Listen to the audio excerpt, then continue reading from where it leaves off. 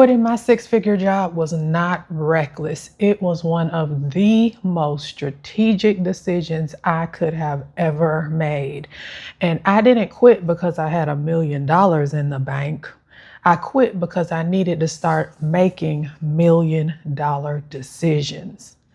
And that's what I'm going to talk about in today's video. So I recently was watching a YouTube video where a girl was talking about $1 million decisions and how she was going through that process based on Rachel Rodgers' book, We Should All Be Millionaires. This book came out in 2021, which means I was in the height of my corporate leadership career.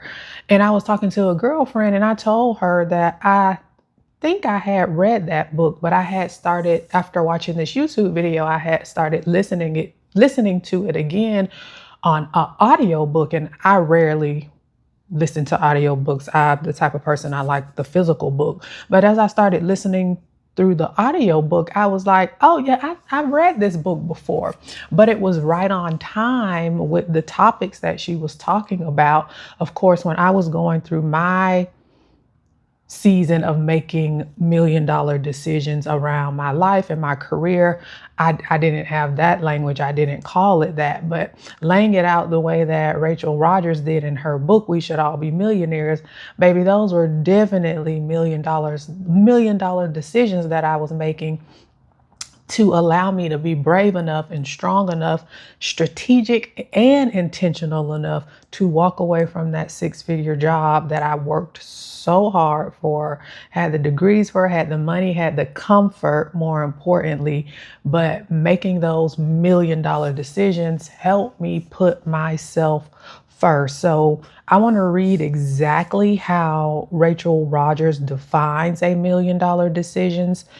In her book, she says $1 million decision is a high value choice that creates time, energy, and mental space, moving from scarcity to abundance. And the $1 million decisions that I had to make for myself ultimately turned into what I'm calling $1 million lessons, because they are, to me, they're priceless. They're more than $1 million. So the first lesson I want to talk about is, I have all my lessons written down here so I make sure I don't forget anything. Choosing myself over what things look like. That was so hard for me because, again, I was raised, if you've been watching some of my other videos in this 100-day series, I was raised in a way to get educated, get a career, and climb the ladder, be successful. And that's exactly what I did. I'm sure that I was making more money than my parents had ever made in their career. I am sure of it. So when it came to me checking the box, I definitely checked it. But the $1 million decision that I had to make was choosing myself. And the lesson that has stuck with me these years are, you have to choose yourself every single time over what things may look like, what other people want things to look like, or the inner beliefs that we have been given, raised on, the world has provided, that tells us things should look a certain way. So I chose my health and wellness, my peace and alignment over the title, the stability, the comfort, and the external validation. I had so much judgment when I left my six-figure job, and it was crazy. But I had to choose my health and wellness and alignment over what was external, what people thought about me, the stability. I had to choose myself over the title. And that is definitely $1 million decision. The next lesson is time over money. That I had to listen. Time is not a resource that can be renewed. But money, however, you can lose everything and get it back the next year. Like you can always make money. You can always make money, but you cannot get your time back, and you cannot get more time put in your bucket. So I had to get in a place of where I started to choose how I was going to spend my time over the money. Meaning, am I going to waste time putting my health, wellness, how I see myself living my life, so my values, my alignment, am I going to put all of those things over this big salary and bonuses that I'm making? And I had to come to the decision that I was just not willing to do that. It was costing me way too much. It was costing me my mental and physical health, and it was like slowly like deteriorating like the person that I was, the creative person that I was, the person that enjoyed spending time with friends. That person just slowly started to deteriorate, and I didn't want to pay that cost. So I had to start prioritizing my time, my mental wellness, my physical wellness, my creative energy, and my creative expression. Because in my corporate career, while I was making all this money, like I lost my creativity. I lost the one thing that I have in me that I can always lean on to bring me joy, to bring me rest, to bring me comfort, to bring me peace. I became just so disconnected from that person. And choosing all of those things allowed my mental clarity, my mental health to improve. And those types of things, those type of focuses compound over time. Again, are you going to choose the money, or are you going to prioritize your time?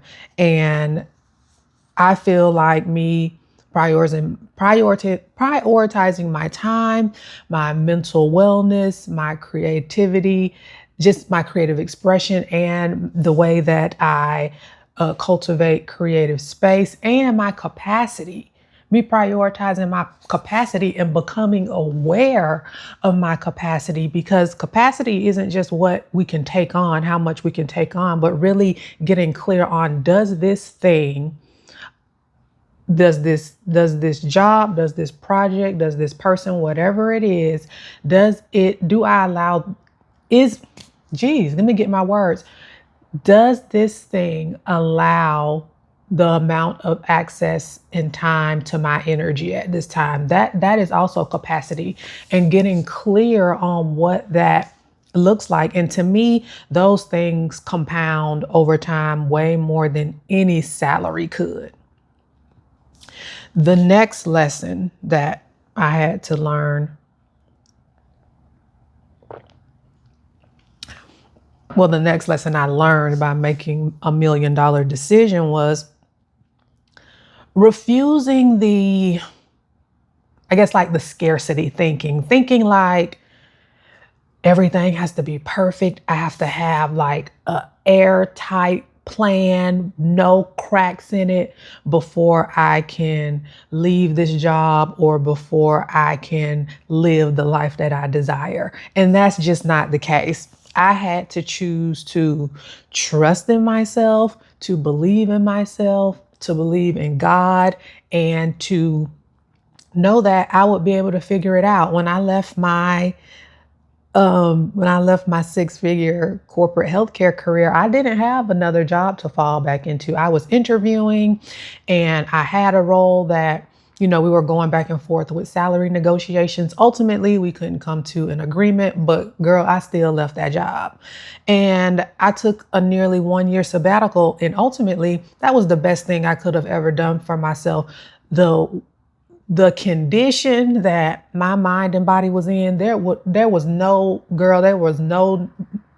shouldn't have been going to nobody else's job. So me taking that time off was the best thing I could have done for myself. So I had to, the lesson there for me by making that $1 million decision to leave this job was rejecting that scarcity thinking that everything has to be perfect before you can make a move, or I have to have a clear plan before I can take that step. No, I had to trust in myself. I had to trust in God, and I just had to have the courage to move forward. And that mindset, you have to have that type of abundance mindset, self-trust mindset, the I can do it mindset. You have to have that type of a mindset before your bank balance can ever increase. So I had to step into that type of mindset, and that was a big lesson that I learned. That was what I'm calling a $1 million lesson. Everything isn't always, nothing is going to be perfect. You're never going to have the perfect plan. Sometimes you just have to step out on faith. Of course, you're not doing it recklessly, but if you think you're going to have everything just meticulously laid out, forget it. The next lesson I had to learn, well, the next lesson I learned from making a $1 million decision was honoring my values while still staying ambitious. I'm still an ambitious woman. That will always be a part of me. However, I have learned to rework my relationship with ambition and not chase my goals, chase my dreams at the cost of my health and well-being. So I had to really be strategic about how I move around my ambition and my goals. And I'll always be an ambitious woman, but what I'm not willing to do in this season of my life is to chase my goals, chase my vision at the cost of my health and wellness. So that was definitely a good lesson. And if you are a woman that you feel like you're in a season of maybe misalignment, exhaustion, trying to figure out what your next step should be, and you're a corporate professional, a corporate leader, or even maybe an entrepreneur, let me know down in the comments. And I also have checked down in the description box. I have some resources that I created that may be able to support you in those next steps. The next lesson that I learned was long-term wealth versus short-term comfort. And again, I stayed in that six-figure job because I was making great money and I was very comfortable. However, I left because I wanted to do work that was aligned with who I knew I was, but I had lost, and I was committed to rediscovering her. I wanted to do good work. I wanted to do meaningful work. I wanted to do impactful work in an environment that was not high stress, required me to always be available, leading large teams. That just wasn't what I desired for myself. So I chose to leave that short-term security and really focus on long-term alignment, which will ultimately provide me with a stable income and ultimately long-term wealth. Because again, when you're making these $1 million decisions based on how Rachel Rodgers describes them in her book, you are prioritizing yourself in a way to where you have the mental clarity, the time, understanding your capacity to then develop your skills, focus on money making activities, and then be able to move forward. And that's exactly what I am doing in this season. And last but not least, I mean, I've learned a lot of lessons, but I didn't want to make this video like an hour long, was investing in me as the asset.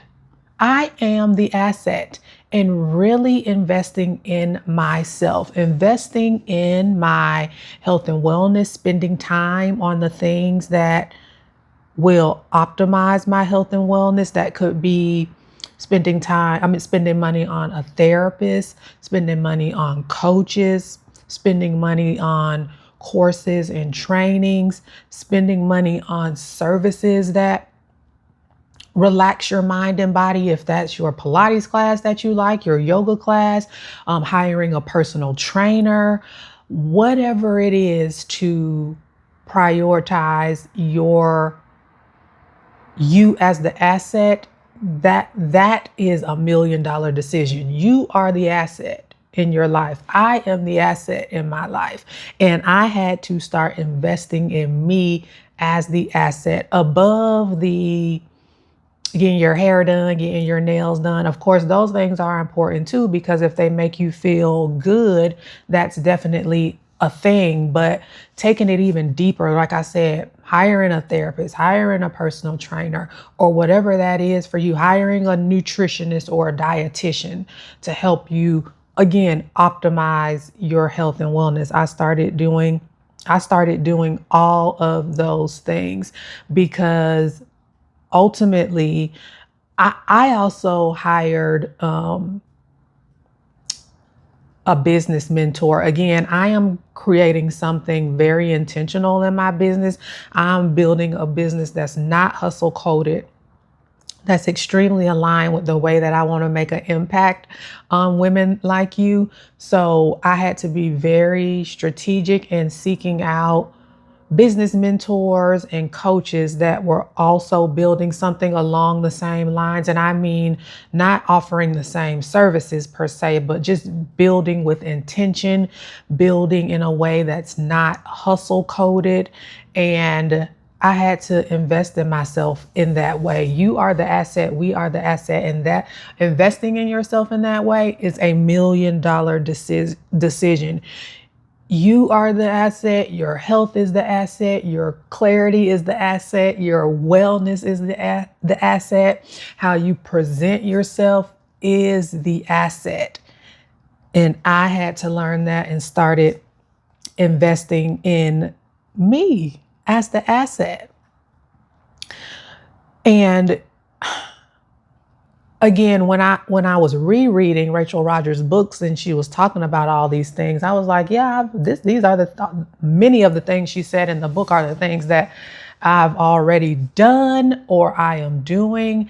And I just didn't phrase them as $1 million decisions. But when you think of them, they really are, because they are prioritizing you in a way that is opening up time, capacity, your mental state in order for you to focus on the work that makes an impact, the work that makes you money, the way that you can market yourself and your services.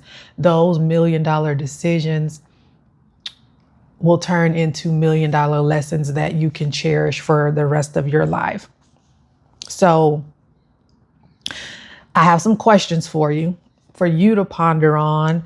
Rachel Rodgers has questions throughout the book too, but I have some that I kind of just created on my own. So the first question is, if no one could see your title, would you still choose building the life that you're building? Like, if no one knew you were an executive in your company, if no one knew you were the senior manager of this such and such, if no one knew you were a small business owner, would you still continue to create that life? If you believed more opportunities were coming, would you choose differently? Again, that goes back to like releasing that scarcity mindset. If you're always in a place that, I have to stay here because nothing else is going to come my way, or I'm not going to have any other opportunities, that's very limiting in your beliefs. So you have to think about, if you believe more opportunities were coming your way, would you choose differently? If you were the type of person where you could figure it out, where you knew you could really help people solve problems, where you knew you could really help impact someone's life, would you choose differently? Next, If the life you're building sustainable for the next 10 years? That was one of the things that I had to have a revelation about in my corporate leadership career. There was no way. There was no way that the pace that I was required to run at was going to be sustainable for 10 years. And I just had to realize that and ultimately exit. If I trusted myself fully, what would I choose?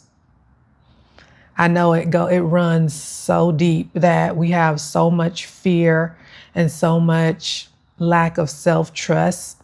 But if you trusted yourself, again, you have to look back over your life and see all the ways that you were able to figure it out and say, hey, if I trusted myself, would I choose to stay here? Would I choose to pivot into another career field, another role, become an entrepreneur? What would I choose? Also ask yourself, what would ambition look like if it didn't cost me myself? Again, I had to say, like, I'm still an ambitious woman. That's going to always be a part of who I am. But I had to rework my relationship with ambition to not just chase my goals and dreams and vision just at any cost. Like I'm not doing it at the cost of my health and well-being. So things are just much more aligned, much more intentional in how I spend my time, how I use my capacity, and the ways that I use the skills and the way that I want to make an impact. So those are some of the questions I want you to ponder on, and let me know if any of this resonates with you down in the comments, because making million dollar decisions aren't about having $1 million in the bank. It's about trusting how you're making decisions in your life so you're not shrinking or putting yourself last or just having these limiting beliefs. So let me know if any of this resonates with you. Don't forget to like this video. If anything touched you or you're able to just think about anything differently, go ahead and even drop me a comment. I'm Erica Prevail, and I share daily conversations helping purposeful, purpose-led, driven, ambitious, all of the things, women that you probably identify with, rework their relationship with ambition, capacity, rest, and creativity. I'll talk to you tomorrow. Bye.